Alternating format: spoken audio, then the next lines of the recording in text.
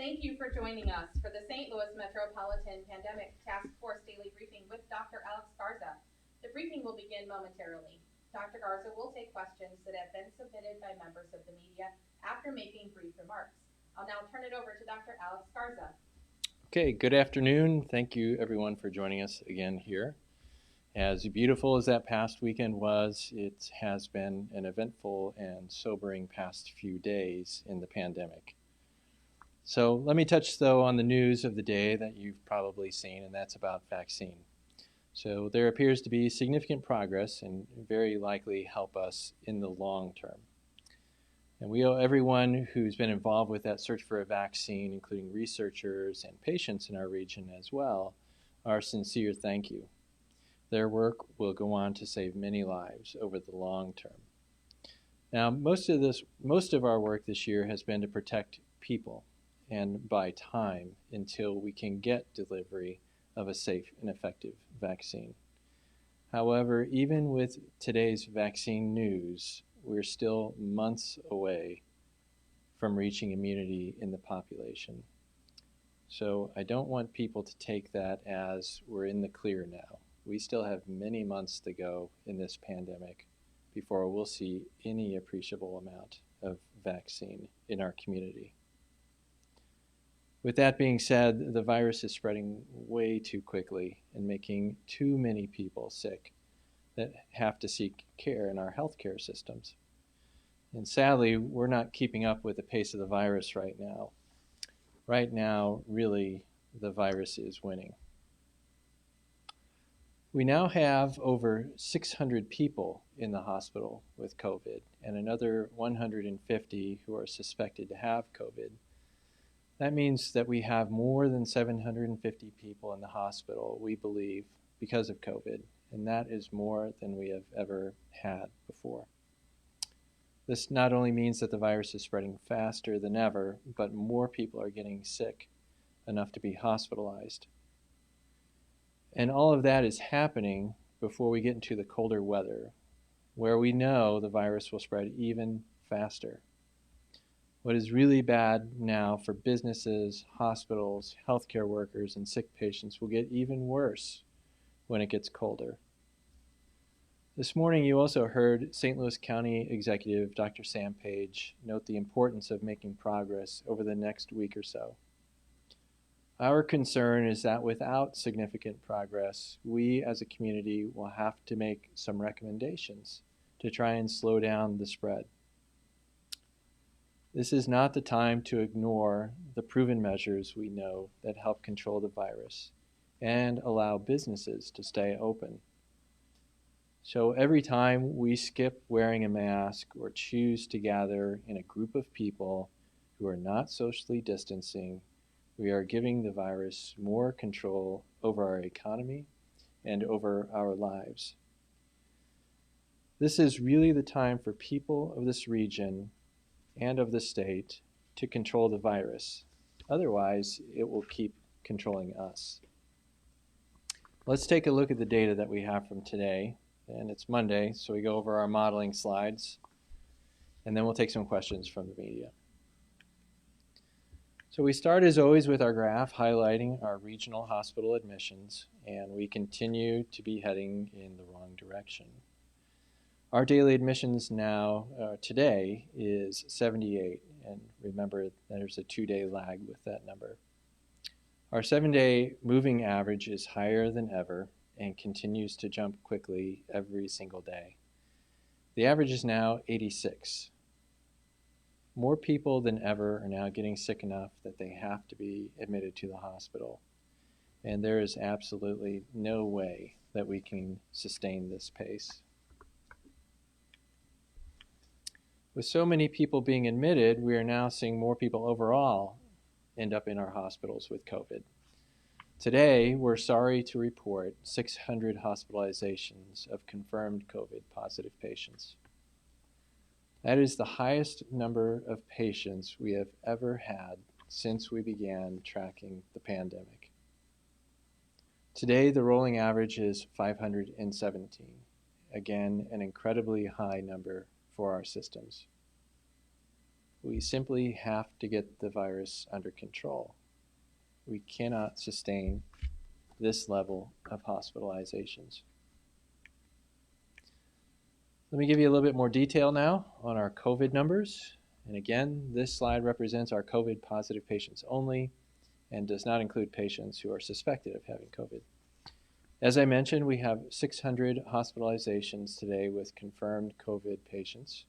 We have 125 confirmed COVID patients in our intensive care units, and that number continues to climb. And we have 65 confirmed COVID patients on ventilators. So while we're getting better at managing patients with COVID, the overall increase in patients with the virus means we are seeing larger numbers of people in our intensive care units and on ventilators. Looking at our suspected COVID numbers, we have 153 hospitalizations today of suspected COVID patients. We have 25 suspected COVID patients in the intensive care unit, and we have 6 suspected COVID patients on ventilators today. As we always do, we call this our good news slide, and we will continue to do so. We had 50 patients discharged yesterday from our pandemic task force hospitals, and our cumulative patients discharged is 8,386.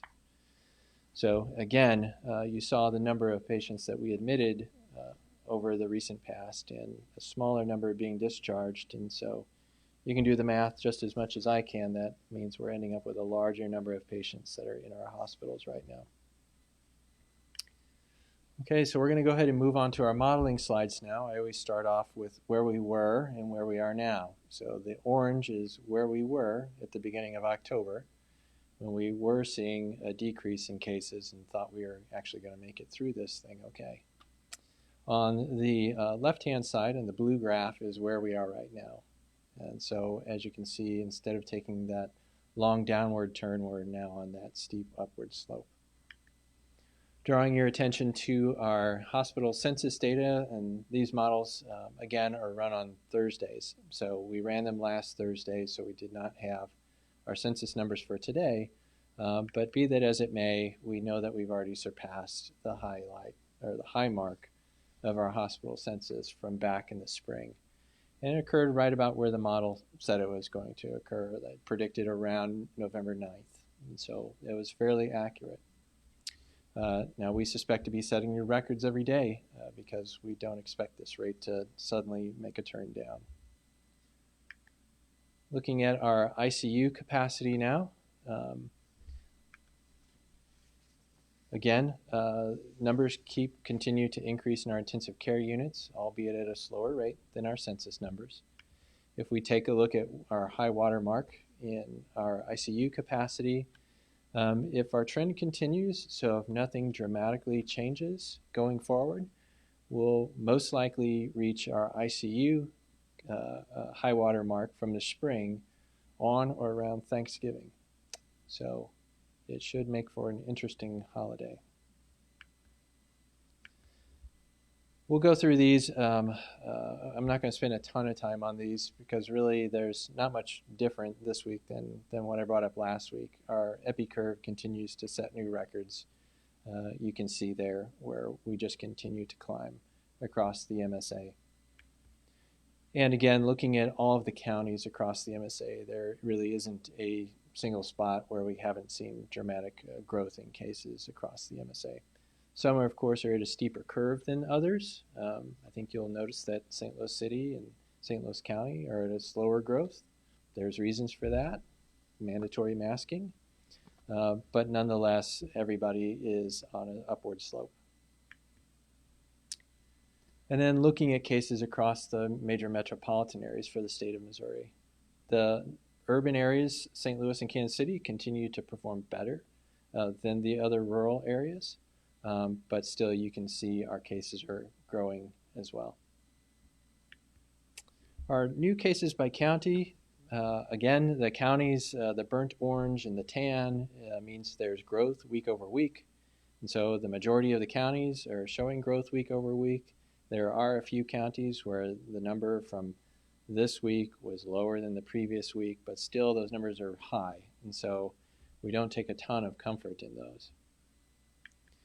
And then drilling down to our zip code map, again, shows you where we're seeing significant growth at a little bit more of a discrete level. And so the most significant growth was occurring in St. Charles, O'Fallon, Missouri, Wentzville, and Afton this past week. But really, most of those zip codes are either orange or tan, which means we're still seeing a lot more cases week over week. This is our reproductive number. Again, any number over 1 means continued transmission of the pandemic. Anything below 1 means you interrupted transmission. It's safe to say, and I'll show you the number here in a little bit, that we're well above 1 as a metropolitan region in the majority of the counties. The cases by age category really haven't changed much, if at all, over the past couple of weeks.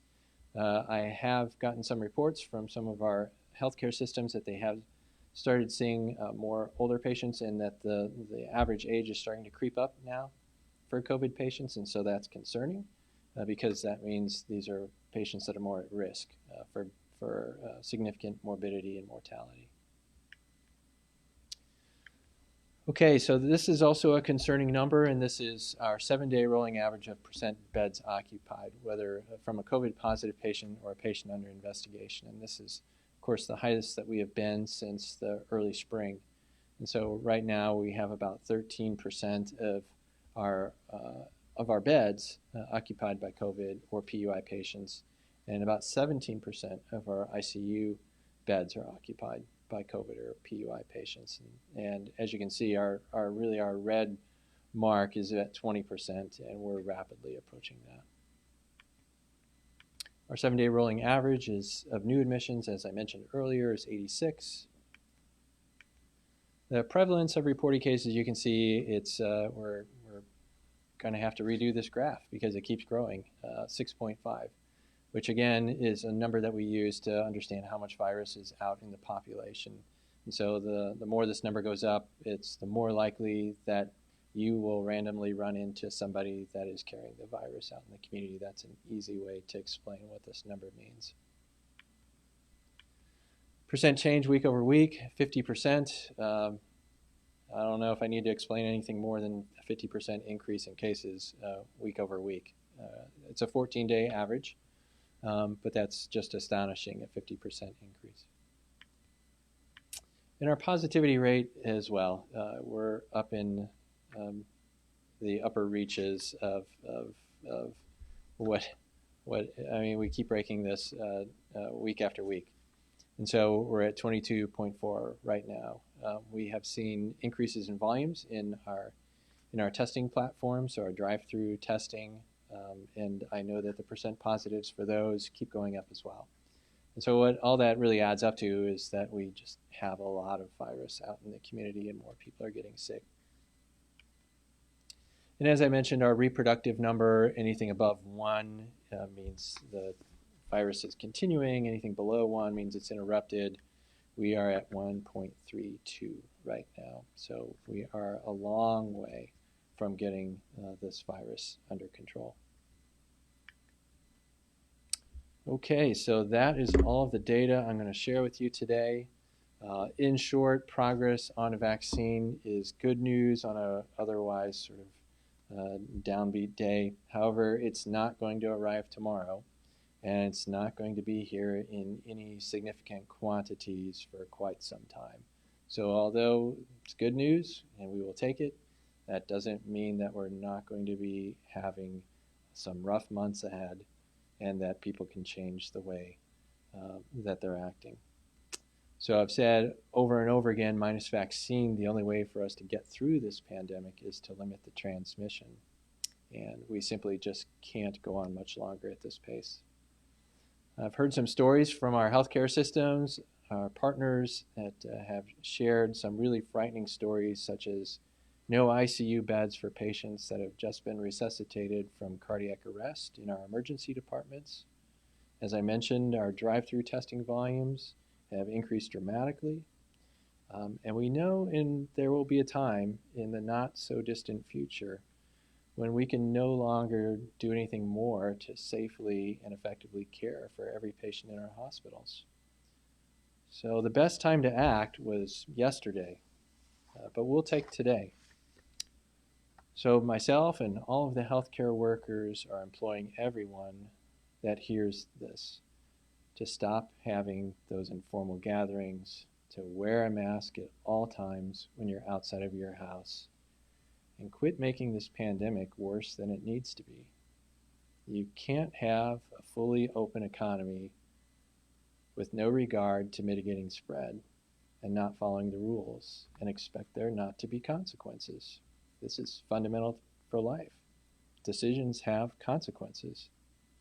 So people like to use the phrase, freedom isn't free. Well, freedom isn't free in a pandemic either.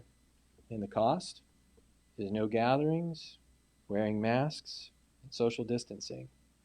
I'm sorry, but there's just no free lunches in life or in a pandemic. So that's it for my remarks. Now I'll take some questions submitted by the media. We saw Dr. Page and Mayor Cruzen both imply the possibility of another round of stay-at-home orders given our escalating coronavirus case numbers. What scenarios or settings are causing the most community spread? In your medical opinion, what impact would restrictions have on these case numbers?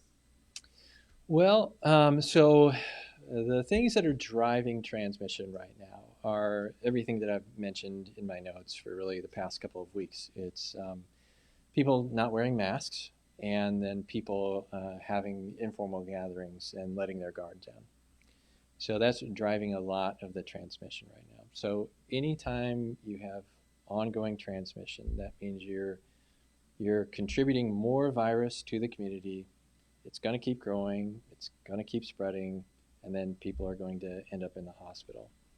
And sooner or later, the virus will find very vulnerable populations, such as people with chronic medical conditions, elderly, other people that are immunocompromised, and those are the people that will end up in our intensive care units, on our ventilators, and some of them will die. So if you ask me what is causing the spread, that's what's causing the spread. It's people not taking this seriously and not doing the right things. So what does shelter in place do? Well, it inhibits people from interacting.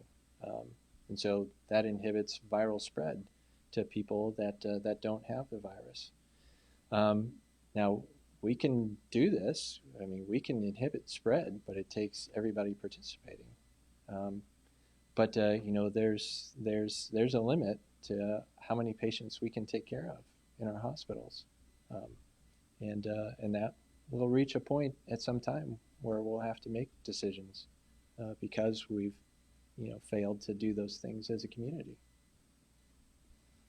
Can you give us a sense of what our local hospitals look like right now? Are patients facing long waits or being transferred between facilities? Yeah, so I don't have any stats for you on wait times or anything like that, but I would say anecdotally, whenever we have full hospitals, wait times occur. So I would be shocked if patients weren't experiencing that. So whether that's in the emergency department or in other settings as well. As I mentioned in my comments, we're running out of ICU capacity. I know just from talking with some of our operators, some of our hospitals are at 100% ICU capacity, and some are in the upper 90s. It varies from hospital to hospital, but overall, I would say most of the ICUs are either nearly full or full. And when you have no wiggle room, no room to place a critical patient that's sitting in the emergency department, that's not good for anybody. It's not good for the patient, it's not good for the caregivers, it's not good for the family. And so, we're at a critical stage right now. What can we expect over the next few weeks? Do you think increased restrictions will be necessary to curb the spread in the St. Louis area? What can we expect? Well, I think that's what the models are for. That's what we can expect. So models are built, you have to have inputs into the model, and the inputs are the amount of spread that we have out in the community right now. And then it shows you what you can expect for your census. So I think that's what we can expect.